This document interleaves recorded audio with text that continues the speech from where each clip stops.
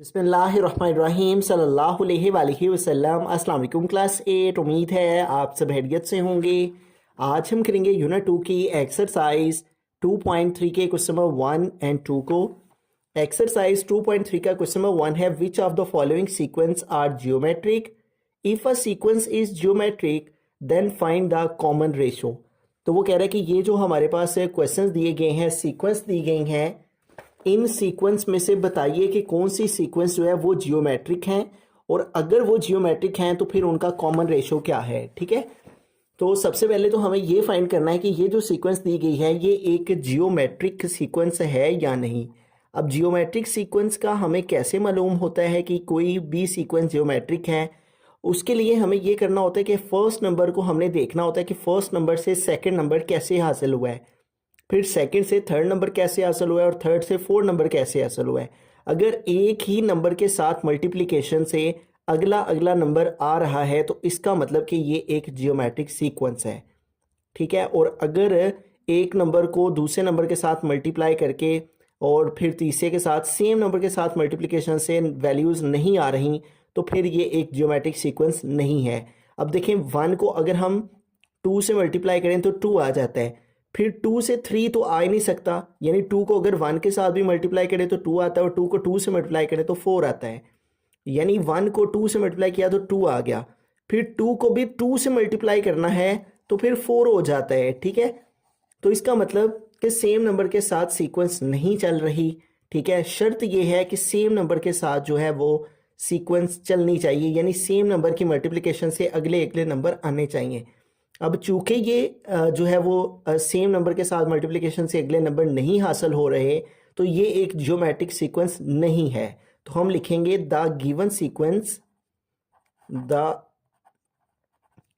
Sequence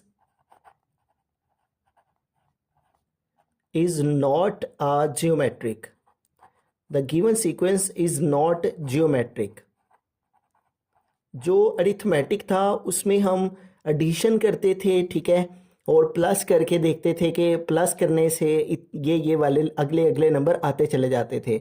लेकिन जो geometric sequence होती है इसके अंदर हमें मल्टीप्लिकेशन से मालूम करना होता है कि हमें मल्टीप्लाई करके अगले अगले नंबर ऑब्टेन करने होते हैं। ठीक है, तो चूंकि सेम नंबर के साथ मल्टीप्लिकेशन से अगले अगले नंबर हासिल नहीं हो रहे, इस वजह से the given sequence is not geometric. अब चूंकि ये सीक्वेंस जियोमेट्रिक ही नहीं है इसलिए फिर इसका कॉमन रेशो भी नहीं लिखा जाएगा। बिस्मिल्लाहिर्रहमानिर्रहीम। सेकंड पार्ट के अंदर चलते हैं। हमारा क्वेश्चन है 10, 100, 1000, और इस तरह से सीक्वेंस आगे चल रही है। अब हमें यहाँ पे देखना है कि 10 से 100 कैसे आता है। अगर हम 10 को 10 से मल्टीप्लाई करें तो 100 आ जाता है। फिर 100 से 1000 कैसे आता है, अगर हम 100 को 10 से मल्टीप्लाई करें तो 1000 आ जाता है। देखें, फर्स्ट नंबर से सेकंड नंबर भी 10 के साथ मल्टीप्लाई करने से आया, सेकंड से थर्ड नंबर भी 10 के साथ मल्टीप्लाई करने से आया। इसका मतलब कि सेम नंबर के साथ मल्टीप्लिकेशन से अगली अगली वैल्यू हासिल होती चली जा रही है। इससे ये प्रूव हुआ कि गिवन सीक्वेंस एक जियोमेट्रिक है। ठीक है, तो हम लिखेंगे the given sequence is geometric. और अगर ये जियोमेट्रिक है, जैसे कि उसने क्वेश्चन में कहा था कि if a sequence is geometric, अगर कोई सीक्वेंस जियोमेट्रिक है तो then find the common ratio. तो ये एक जियोमेट्रिक सीक्वेंस है तो फिर इसका कॉमन रेशो हमें फाइंड करना है। तो हम यहाँ पे लिखेंगे कॉमन रेशो, और कॉमन रेशो फाइंड करने का जो फॉर्मूला होता है वो ये होता है कि हमें कॉमन रेशो को आर से रिप्रेजेंट करते हैं, और कॉमन रेशो कैसे फाइंड करते हैं, सेकंड वैल्यू को फर्स्ट पे डिवाइड करके। ठीक है, या फिर थर्ड को सेकंड पे भी डिवाइड कर सकते हैं, यानी प्रीवियस नंबर को जो है अगले नंबर को प्रीवियस नंबर पे डिवाइड करने से आर आ जाता है। ठीक है, सेकंड को फर्स्ट पे डिवाइड कर लेंगे, 100 डिवाइडेड बाय 10। ठीक है, यानी सेकंड वैल्यू को फर्स्ट पे डिवाइड करने से कॉमन रेशो आर आ जाता है। 10 1 10, 10 10 आर 100। तो इस तरह कॉमन रेशो आर जो है वो हमारे पास आ गया 10। ठीक है, तो इस तरह से हमें पहले देखना होता है कि सेम नंबर के साथ क्या अगले अगले नंबर्स आ रहे हैं। अगर आ रहे हों तो वो एक ज्योमेट्रिक सीक्वेंस होती है, और फिर सेकंड को फर्स्ट पे डिवाइड करके कॉमन रेशो फाइंड कर लें। बिस्मिल्लाहिर्रहमानिर्रहीम। थर्ड पार्ट के अंदर चलते हैं। हमारा क्वेश्चन है 2, 4, 8, और इसी तरह सीक्वेंस आगे चल रही है।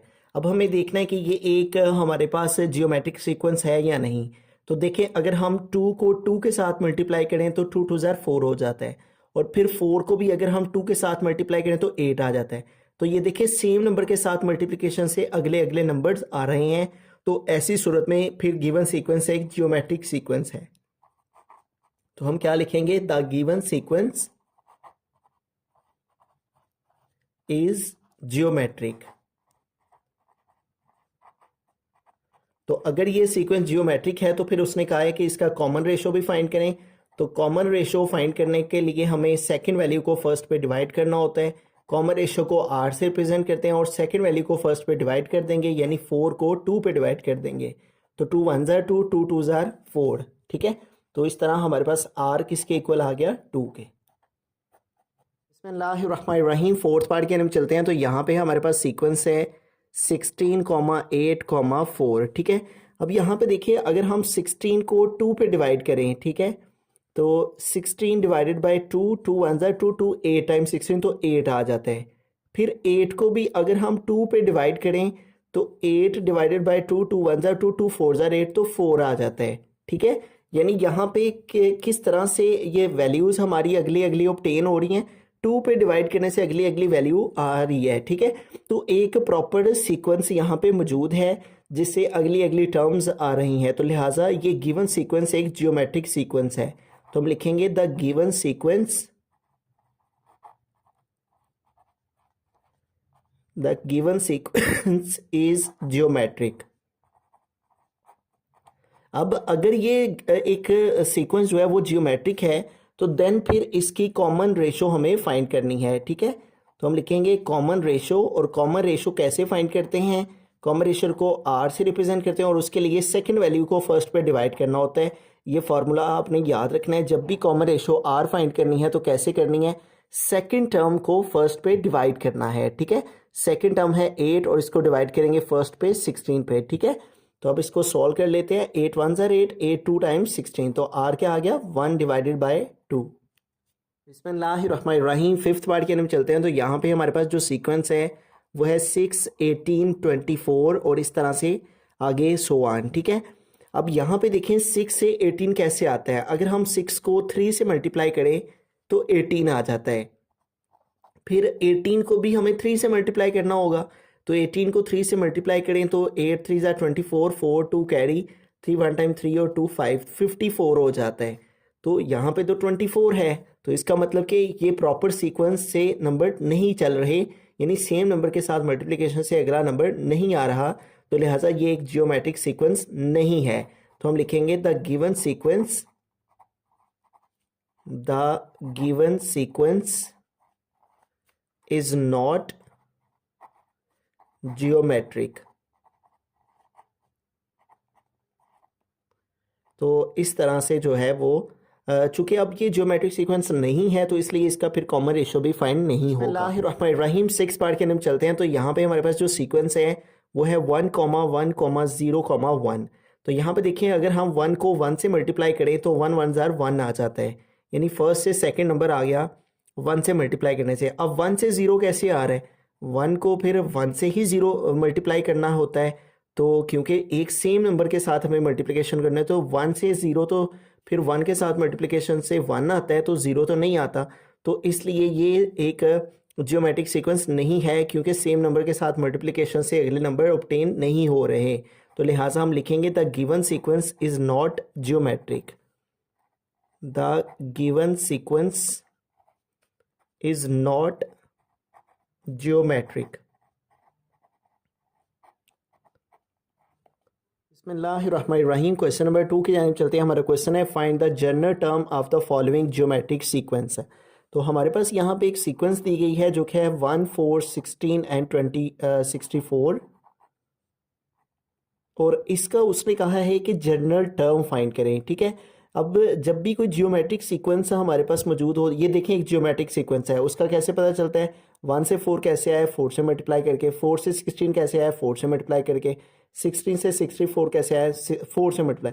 देखिए 4 से मल्टीप्लाई करके तो सेम नंबर के साथ मल्टीप्लिकेशन से हमारे पास ये सीक्वेंस आई है, इसलिए ये एक जियोमेट्रिक सीक्वेंस है। उसने कहा है कि इसकी जनरल टर्म फाइंड करें। तो यहाँ पे 2.3 से पीछे आए तो यहाँ पे जियोमेट्रिक सीक्वेंस, ठीक है, ये ज्योमेट्रिक सीक्वेंस है। और ये हमारे पास कोई भी जो हमारे पास जनरल टर्म है उसको फाइंड करने का ये फार्मूला है, a n is equal to a one r n minus one. ठीक है, तो इस फार्मूला की मदद से ये जो फार्मूला है a n is equal to a one r to the power n minus one. ठीक है, तो ये फार्मूला है जनरल टर्म को फाइंड करने का, जो कि हमें जुबानी याद रखना है। ठीक है, तो इस क्वेश्चन को करने के लिए ये फार्मूला हमें जुबानी आना चाहिए, फिर ही हम इस क्वेश्चन को सॉल्व कर पाएंगे। अब हमें बेसिकली ए एन फाइंड करना है, जिसका मतलब है जनरल टर्म। और ए वन हमारे पास इस सीक्वेंस में जो पहली वाली वैल्यू होती है वो ए वन होती है, और वो क्या है, वन। ठीक है, उसके बाद हमें आर चाहिए, तो आर कैसे फाइंड करते हैं, कॉमन रेशियो, जैसे कि प्रीवियस क्वेश्चन में भी हम पढ़ चुके हैं। सेकंड वैल्यू को फर्स्ट पे डिवाइड करने से आर आ जाता है, यानी 4/1। तो 4 को 1 पे डिवाइड करें तो आ जाएगा 4। ठीक है, सेकंड को फर्स्ट पे डिवाइड कर लें, या फिर थर्ड को सेकंड पे डिवाइड कर लें, या फिर फोर्थ को थर्ड पे डिवाइड कर लें। ठीक है, यानी कोई सी भी अगली टर्म को पिछली टर्म पे डिवाइड करने से आर आ जाता है। अब हम जनरल टर्म को फाइंड करने का फार्मूला लिखेंगे, a n is equal to a one r to the exponent n minus one. अब इसके अंदर हम वैल्यूज पुट कर लेंगे, ए एन वैसे का वैसे ही लिखेंगे। फिर है ए वन, तो ए वन की वैल्यू क्या है, 1, तो यहाँ पे आ गया 1। फिर है आर, और आर हमारे पास क्या है, 4, तो यहाँ पे आ गया 4। फिर इसके ऊपर है एन माइनस वन, तो यहाँ पे आ गया एन माइनस वन वैसे का वैसे ही। ठीक है, तो यूं general term a n is equal to, अब 4 to the power n minus one को 1 से मल्टीप्लाई करेंगे तो यही वैल्यू आ जाएगी। 1 को ना लिखें, इससे कोई फर्क नहीं पड़ेगा। तो ये हमारे पास जो है वो जनरल टर्म, इस सीक्वेंस की जो जनरल टर्म है ए एन, वो आ जाएगी 4 to the exponent n minus one. बिस्मिल्लाहिर्रहमानिर्रहीम, सेकंड पार्ट के हम चलते हैं। तो यहाँ पे हमारे पास सीक्वेंस है 6, 12, 24, 48 और इस तरह से आगे नंबर चल रहे हैं। ठीक है, और ये एक जियोमेट्रिक सीक्वेंस है, तो लिहाजा जनरल टर्म का अभी अभी हमने फार्मूला पढ़ा है, हमें ए वन रिक्वायर्ड है और वो हमारी फर्स्ट वैल्यू होती है। और उसके अलावा हमें कॉमन रेशो आर फाइंड करना होता है, और वो कैसे फाइंड करते हैं, सेकंड वैल्यू को फर्स्ट पे डिवाइड करके, यानी 12 डिवाइडेड बाय 6 है। ठीक है, तो यूं 6 1 जार 6 और 6 2 टाइम 12, तो आर क्या आ गया 2। ठीक है, अब हम जनरल टर्म को फाइंड करने का फार्मूला लिखेंगे, a n is equal to a r n minus one. ठीक है, अब इनकी वैल्यूज पुट करते हैं, a n as it is आ जाएगा ए, तो ए का मतलब यहाँ पे ए वन है, और ए वन हमारे पास है 6, तो ए वन की प्लेस पे आ गया 6। फिर है आर, तो आर की वैल्यू क्या है 2, तो यहाँ पे आ गया 2, और इसके ऊपर पावर है एन माइनस वन, तो यहाँ पे आ गया एन माइनस वन। ठीक है, तो इसको आगे सिंप्लीफाई नहीं करेंगे, हमारे पास यही जनरल टर्म आ जाएगी 6 into two to the power n minus one. तो यही हमारी जनरल टर्म है इस सीक्वेंस भी। हमें जस्ट ए और आर की वैल्यू पुट कर फाइंड करना होती है, और इस फार्मूला के अंदर पुट करें तो ए एन फाइंड हो जाता है। बिस्मिल्लाहिर्रहमानिर्रहीम, थर्ड पार्ट के अंदर चलते हैं। तो यहाँ पे हमारे पास सीक्वेंस है 15, 45 और 135, और इस तरह से ये जियोमेट्रिक सीक्वेंस आगे चल रही है। तो उसी तरह से हमें ए वन रिक्वायर्ड है, और ए वन फर्स्ट वैल्यू को कहते हैं। फिर हमें कॉमन रेशो आर फाइंड करनी है, और आर कैसे फाइंड करते हैं, सेकंड वैल्यू को फर्स्ट पे डिवाइड करके, यानी 45 को हम डिवाइड करेंगे फर्स्ट वैल्यू पे, और फर्स्ट वैल्यू है 15। ठीक है, तो अब 45 को 15 पे डिवाइड करें। 15 को अगर हम 3 से मल्टीप्लाई करें तो 3 5 टाइम 15, 5 आ गया, 1 कैरी, 3 1 जार 3 और 1 4, तो 15 1 जार 15 और 15 3 टाइम 45, तो यूं हमारे पास आर जो है वो इक्वल आ जाएगा 3 के। ठीक है, तो अब हम जो है वो जनरल टर्म फाइंड करने का फार्मूला लिखेंगे, a n is equal to a one r n minus one. ठीक है, अब इनकी वैल्यूज़ को पुट कर लेते हैं। तो ए एन जनरल टर्म की हमें फाइंड करनी है। फिर है ए वन, तो ए वन हमारे पास क्या है 15, तो यहाँ पे आ गया 15। फिर है आर, तो आर की वैल्यू है 3, यहाँ पे आ गया 3, और ऊपर आ जाएगा एन माइनस वन, और यही हमारी जनरल टर्म है। बिस्मिल्लाहिर्रहमानिर्रहीम, फोर्थ पार्ट के अंदर चलते हैं। तो यहाँ पे हमारे पास सीक्वेंस है 200, 100, 50, 25, और इस तरह से आगे सीक्वेंस चल रही है।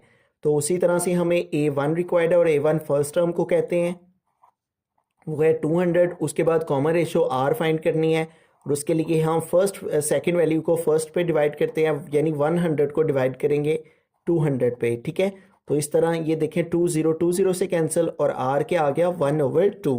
तो अब हमें जनरल टर्म का फार्मूला लगाना है, और वो है a n is equal to A1R to the exponent n-1, ठीक है। अब an इज इक्वल टू, अब इनकी वैल्यूज पुट करते हैं। A1, तो A1 क्या है 200, फिर है R, तो R क्या है 1/2, और इसके ऊपर एक्सपोनेंट है हमारे पास n-1, और वो एज इट इज़ इसके ऊपर आ जाएगा। तो इस तरह से हमारे पास जो है वो इस सीक्वेंस की जनरल टर्म ये आ गई।